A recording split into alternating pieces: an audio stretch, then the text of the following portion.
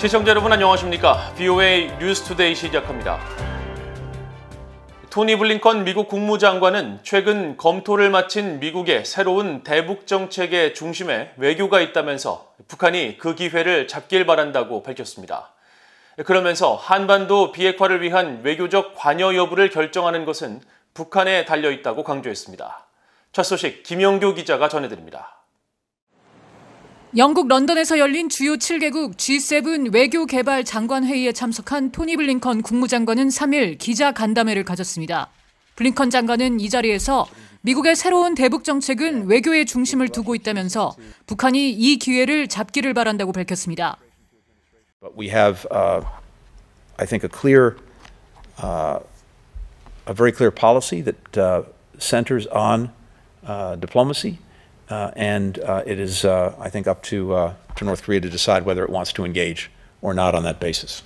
I hope that North Korea will take the opportunity to engage diplomatically and to see if there are ways to move forward toward the objective of complete denuclearization of the Korean Peninsula.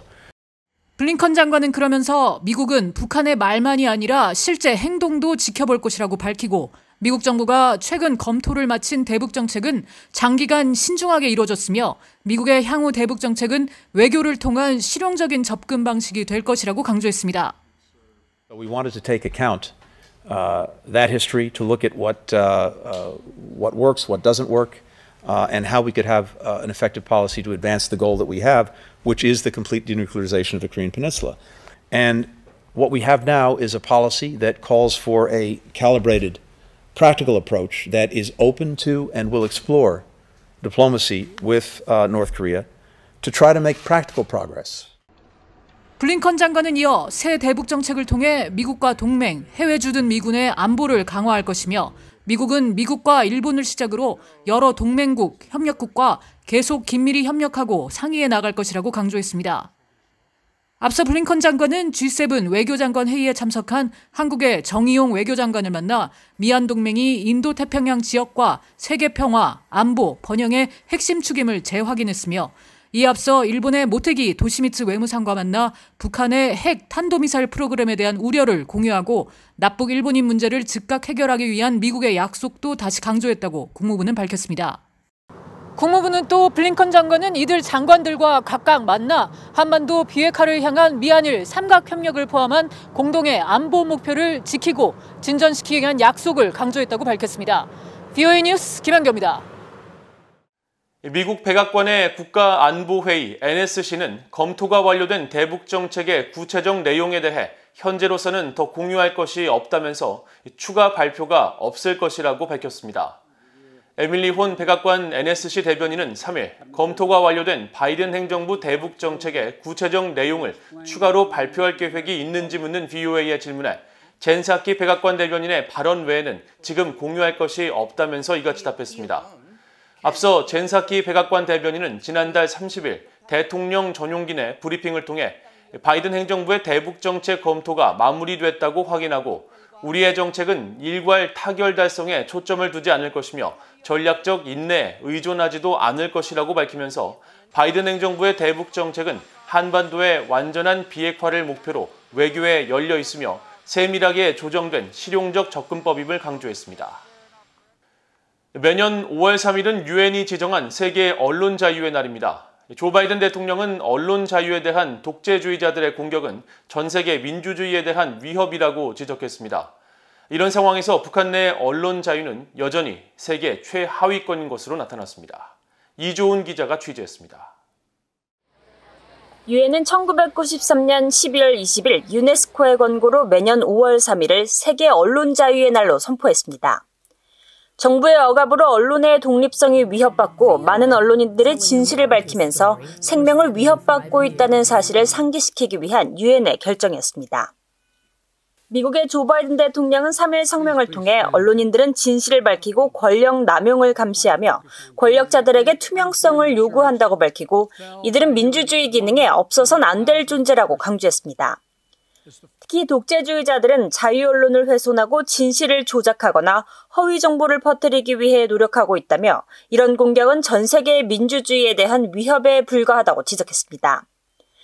토니 블링컨 국무장관도 전날 성명을 통해 정보화 지식은 강력한 도구라며 자유롭고 독립적인 언론은 대중들이 스스로를 보호하고 정보에 입각한 결정을 내리며 정부 관료들에게 책임을 묻는 데 필요한 정보와 대중을 연결하는 핵심 기관이라고 밝혔습니다. The Biden-Harris administration is committed to putting human rights back at the heart of our foreign policy. That includes press freedom. People everywhere should be free to express their beliefs, to hold opinions without interference, to seek, receive, and share information and ideas. It's even written into the Universal Declaration of Human Rights.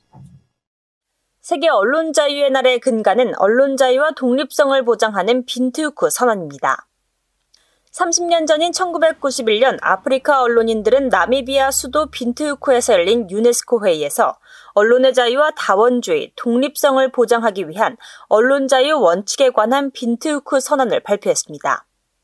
이들은 이 선언을 통해 국가는 언론인을 보호하고 시민들이 표현의 자유를 행사할 수 있는 기회를 적극적으로 제공해야 한다고 강조했습니다. 또 국가는 언론을 통제하지 말아야 하며 언론에 대한 독점권을 국가가 가져선 안 된다는 내용 등이 선언에 담겼습니다. 빈트우크 선언 30년이 지난 지금 일부 국가들에서는 여전히 언론 자유가 보장되지 않고 정부가 언론인들의 활동을 탄압하는 일들이 벌어지고 있습니다. 특히 북한 내 언론 자유는 계속 세계 최하위 수준에 머물고 있습니다. 국제 언론 감시 단체인 국경 없는 기자회가 지난달 발표한 2020년 세계 언론 자유 지수에 따르면 북한은 평가 대상 180개국 가운데 아프리카 국가 에리트리아 다음으로 최하위인 179위를 기록했습니다. 미국 국무부도 매년 발표하는 북한 인권 보고서를 통해 북한 정부가 출판과 방송, 온라인 매체 등을 철저히 통제함으로써 북한 주민들에 대한 정보를 차단하고 있다고 지적하고 있습니다.